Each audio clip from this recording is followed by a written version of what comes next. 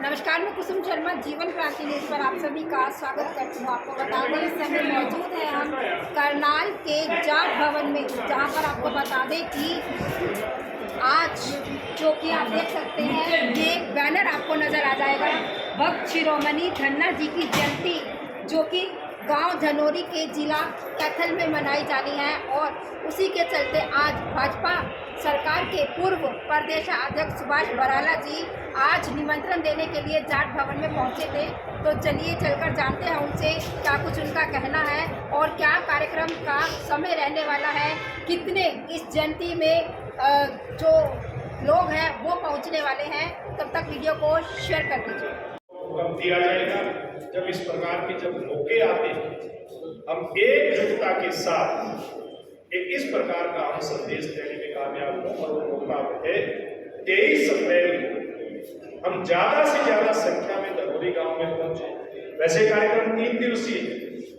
21 तारीख को गन्ना भगत जी की जयंती जिस दिन है उस दिन गांव धनोरी के अंदर सुबह हवन यज्ञ से इस कार्यक्रम की शुरुआत होगा और शाम को एक इस प्रकार की भजन संध्या जिसमें गन्ना भगत जी के बाल्यकाल से पहले रहता है, चुनाव के तुरंत बाद हारे जीते सब लोग बैठ करके गपशप करते हैं। हारा हुआ भी बच जीते लोगों को जाकर के बधाई देता हुआ अगर कहीं दिखाई देता तो धनोरी गांव के अंदर दिखाई देता है।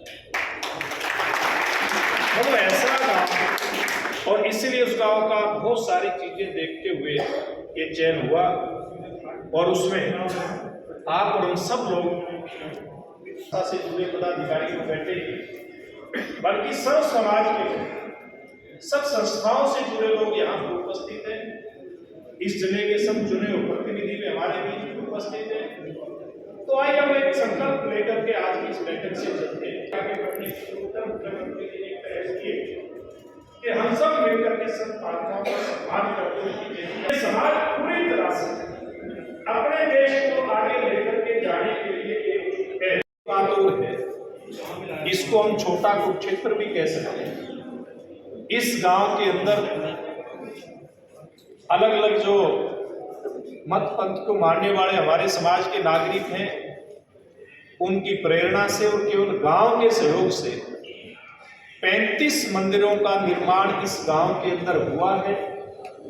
इस गांव के अंदर चाहे वो धार्मिक संस्थानों का निर्माण हो, चाहे पुराने तालाबों के संरक्षण की बात हो, उनके पुनरुद्धार की बात हो, या कहीं स्टेडियम के अंदर 4 दीवारी बनाने की बात हो, या कोई इस प्रकार का कोई सामूहिक काम करने की बात हो, इस गांव के लोग सरकार की तरफ बाद में देखते हैं। पहले समाज इकट्ठा होकर अपनी व्यवस्था करके काम को शुरू कर देते हैं।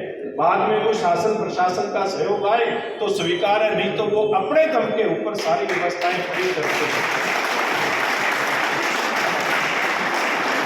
इस प्रकार का और सबसे पुराना धन्ना भगत जी का मंदिर, उसकी चर्चा मेरे से पहले भी आई होगी, उस गांव के अंदर बना था। यानी कि बहुत सारी ऐसी विशेषताएं हैं।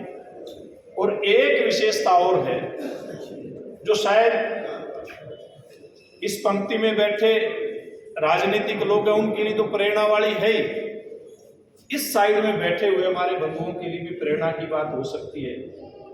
गांव के अंदर चुनाव होते हैं, चुनाव में छोटे चुनाव में चाहे नगर पालिका परिषद का चुनाव या गांव का पंचायत, उसके साथ साथ धन्ना भगत जी के जो जीवन की यात्रा है उसको दर्शाने के लिए एक प्रदर्शनी का आयोजन भी वहां पर हम लोग करेंगे। प्रदर्शनी में धन्ना भगत जी के जीवन की पूरी यात्रा को हम चित्रों के माध्यम से भी देख पाएंगे कि किस प्रकार से उनका जीवन रहा, और उसके बाद भंडारे का भी वहां पर आयोजन होगा।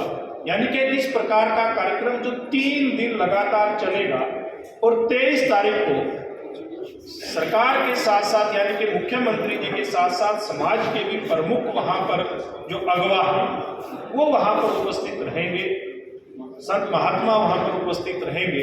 और इस प्रकार का कार्यक्रम जो एक हर भविष्य के अंदर हम लोग प्रस्तुत कर सकें समाज की एकता का, धन्ना भगत जी की जयंती के ऊपर, वो हम सब लोग प्रस्तुत करेंगे।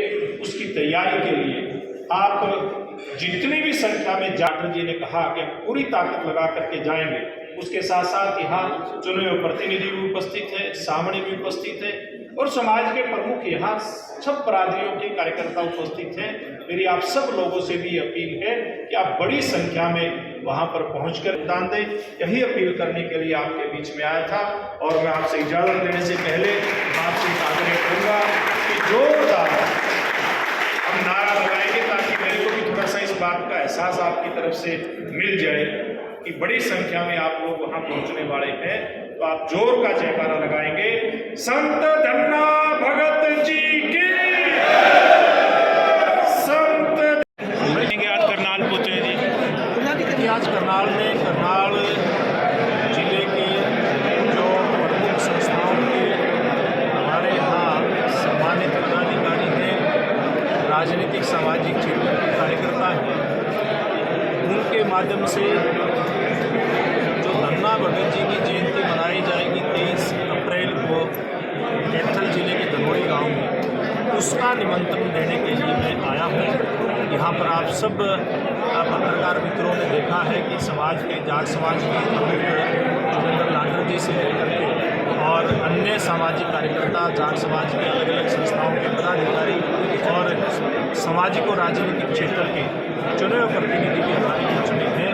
तो इन सब के माध्यम से मैंने की अपील की है कि पहली बार हरियाणा प्रदेश के अंदर मुख्यमंत्री मनोहर लाल जी के आह्वान पर संत महात्माओं की जयंती सरकारी स्तर पे मनानी शुरू हुई है। सरकार ने इस बात की पहल की है कि हम सब मिलकर के समाज के सब लोग और हमारे समाज के जितने भी अलग अलग मार्गदर्शक हुए हैं, जितने भी संत महात्मा हुए हैं, उनकी जयंतियाँ मनाएं ताकि समाज में हम एकता का जो एक सूत्र है उसको हम लेकर के चल सकें। समाज की तरक्की, देश की तरक्की इसी बात में है कि समाज के सब लोग मिल करके, चाहे वो संत महात्माओं को याद करने की बात हो या समाज में कोई इस प्रकार के भलाई के काम करने की बात हो या फिर राजनीतिक क्षेत्र के माध्यम से कोई डेवलपमेंट काम कराने की बात हो, जन कल्याण के काम कराने की बात हो, सारे समाज की जो जिम्मेवारियाँ बनती हैं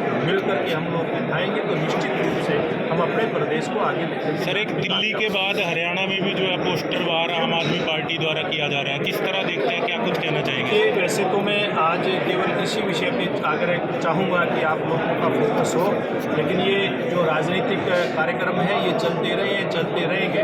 धन्ना भगत जी का जो जयंती का कार्यक्रम है उस कार्यक्रम को आप लोगों के माध्यम से भी मैं अपील करना चाहूँगा कि ज़्यादा से ज़्यादा लोग वहाँ पर पहुँचें ताकि एक जो सर्व समाज की जयंतियाँ मनाने का एक आह्वान मुख्यमंत्री जी की तरफ से हुआ है उसको हम पूरा कर सकें। सर, फिर भी थोड़ा पॉलिटिकल बता दें सर, थोड़ा खबर तरीके से आप सामाजिक कार्य कर रहे हैं, रचनात्मक कार्य कर रहे हैं, लेकिन इसके बावजूद जो है लोगों के काम नहीं हो रहे हैं। सबसे ज़्यादा परेशान लोग काम से परेशान हैं, उनकी कोई सुनवाई नहीं हो रही है ना सरकारी डिपार्टमेंट में इस चीज़ में, तो उस पर थोड़ा सा क्या कहना है? मैं एक बात इसलिए कहना चाहूँगा, इसके लिए हमारे पास बहुत समय है, हमारे सांसद भी हैं, हमारे विधायक भी यहाँ पर मौजूद हैं।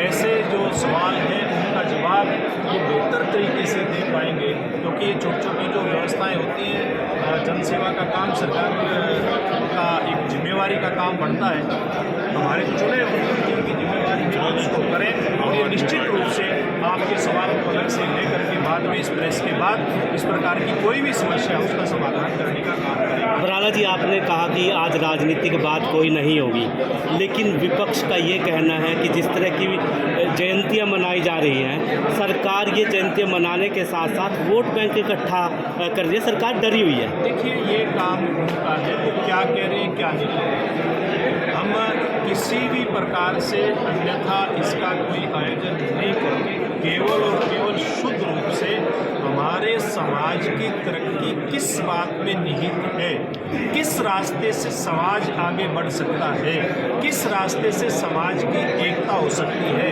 किस रास्ते से समाज समरसता के रास्ते पर आगे बढ़ करके प्रदेश और देश को आगे लेकर के जा सकता है। हमारा फोकस केवल इस बात पर है। हाँ, राजनीति कोई बात करनी है, इस जयंती के कार्यक्रम के अलावा हम राजनीति की बात भी उन लोगों के साथ करेंगे। आपका बहुत बहुत धन्यवाद। आपने देखा कि किस तरह से जो पूर्व प्रदेश प्रदेशाध्यक्ष सुभाष बराला जी हैं, उन्होंने जाट भवन में पहुंचकर निमंत्रण दिया और सभी से अनुग्रह भी किया कि वो इस जयंती में ज़्यादा से ज़्यादा संख्या में पहुंचे।